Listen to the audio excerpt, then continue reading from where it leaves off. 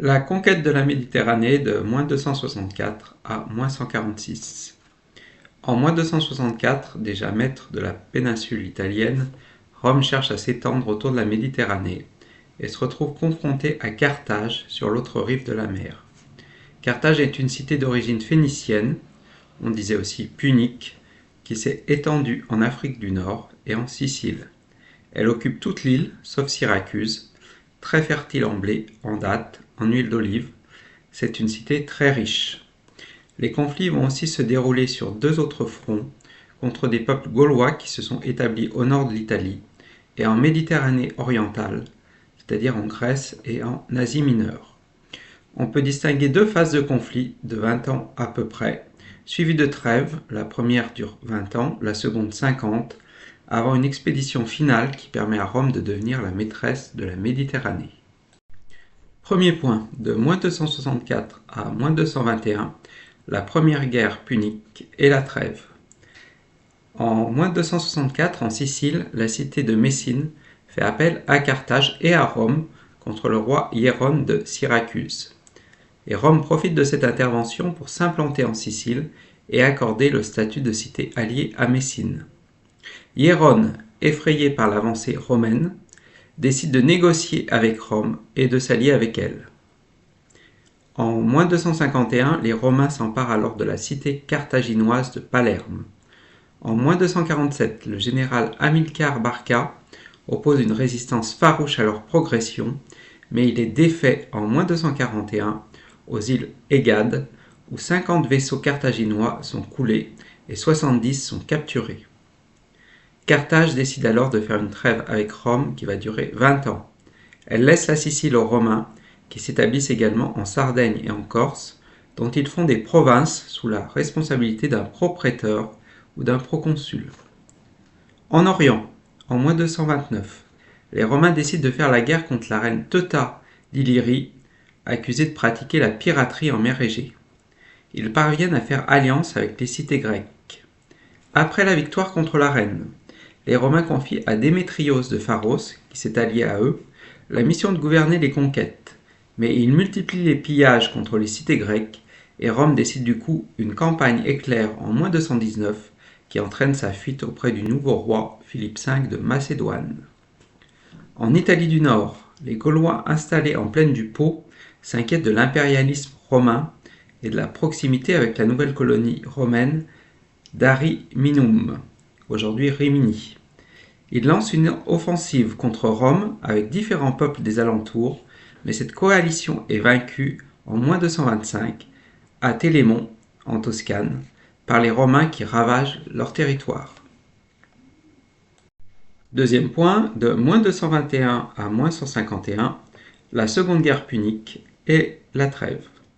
Alors pendant la trêve de -241 à -221, les Puniques profitent de la paix pour s'établir sur la péninsule ibérique jusqu'à Sagonte. De là, Hannibal Barca, le fils d'Hamilcar, lance une expédition contre Rome. Hannibal parvient à traverser le sud de la France, les Alpes, avec ses fameux éléphants de combat, et en -218, il arrive au nord de l'Italie, dans la plaine du Pô. Il s'allie aux Gaulois et aux ligues en conflit avec Rome, et devant cette coalition, les Romains enchaînent les défaites. L'avancée des Puniques pousse les autorités romaines à désigner un dictateur, Quintus Fabius Maximus, doté des pleins pouvoirs afin de répondre à la situation d'urgence militaire. Sa stratégie va être d'éviter la bataille frontale et de harceler les armées d'Hannibal qui fait mouvement vers la côte adriatique. En -216, Hannibal écrase les Romains à Cannes, en Apulie, dans les Pouilles, et la plupart des cités alliées d'Italie centrale ou méridionale lâchent Rome et se rallient alors à lui. Il bénéficie également d'une alliance avec Syracuse en Sicile qui le rejoint, et avec Philippe V, le roi de Macédoine. En -216 et -215, Hannibal passe l'hiver dans l'opulente cité de Capoue, mais à partir de cette période, on remarque qu'il s'enlise dans sa stratégie d'isoler les Romains. En -212, il échoue même à porter secours à la ville, dont les Romains font le siège. La même année, les Romains s'emparent également de Syracuse et de son énorme butin. et c'est durant cette bataille que meurt le célèbre mathématicien Archimède. En moins 210, le jeune Scipion, dit l'Africain, issu d'une grande famille patricienne, mène une expédition en Espagne, parvient à se rallier la population et à soumettre l'ensemble de l'Espagne orientale. De retour à Rome, il est le premier citoyen à être élu consul sans avoir exercé de magistrature et il organise une nouvelle expédition contre Carthage. Encerclé, Carthage rappelle Hannibal d'Italie et les armées de Scipion et d'Hannibal s'opposent à la bataille de Zama en moins 202, bataille où Hannibal est vaincu. Du coup, l'année suivante, devant la défaite, Carthage accepte une paix très dure qui va durer 50 ans, jusqu'en moins 151. En Orient, Rome réussit à vaincre Philippe V, qui cède en moins 196 toutes ses possessions en Grèce, en Asie et en Égée. La liberté des cités grecques est alors proclamée par Rome. Scipion l'Asiatique, le frère de Scipion l'Africain, dirige à la demande de Smyrne et des cités d'Asie mineure une expédition contre le roi séleucide Antiochos, qu'il écrase à la bataille de Magnésie du Sipyle en moins 189 et qui signe une paix très favorable pour les Romains. De moins 172 à moins 168, les armées romaines affrontent Persée, le fils du roi Philippe V, et après leur victoire à Pydna, la Macédoine et l'Illyrie sont divisées en 4 États dépendants de Rome.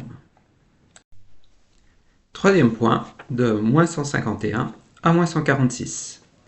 Alors en Afrique du Nord, en moins 149, Rome s'allie avec le roi numide Massinissa et envoie ensuite ses troupes assiéger Carthage. Après une défense héroïque de 3 ans, la ville est prise et rasée par Scipion Émilien, le petit-neveu de Scipion l'Africain. En moins 148, une expédition est menée en Grèce contre Andriscos, un aventurier qui se proclame fils de Persée et qui réussit à rallier à sa cause plusieurs cités grecques ainsi que la Macédoine. Le Sénat, à cette date, décide également d'envoyer une armée contre Corinthe et la Ligue achéenne qui sont en révolte. À cette occasion, en moins 146, Corinthe est rasée, ses habitants réduits en esclavage. La même année, en moins 146, on insiste ainsi à la destruction de Carthage et de Corinthe, deux des principales cités de Méditerranée. Quatrième point, les conséquences des guerres. La guerre a coûté très cher, elle a été souvent très dure pour les populations, avec des villes pillées et détruites. Pour Rome, elle permet cependant l'implantation de colons sur de nouvelles terres et d'affirmer sa domination en Méditerranée. En moins 213 ou moins 211, elle se dote d'une nouvelle monnaie d'échange plus stable, le denier d'argent, un denier équivalent à 10 as de bronze. Et c'est une monnaie imitée des monnaies grecques. À Rome même et en Italie, les conquêtes transforment la société et vont finir par provoquer d'importants conflits sociaux dans la seconde moitié du IIe siècle.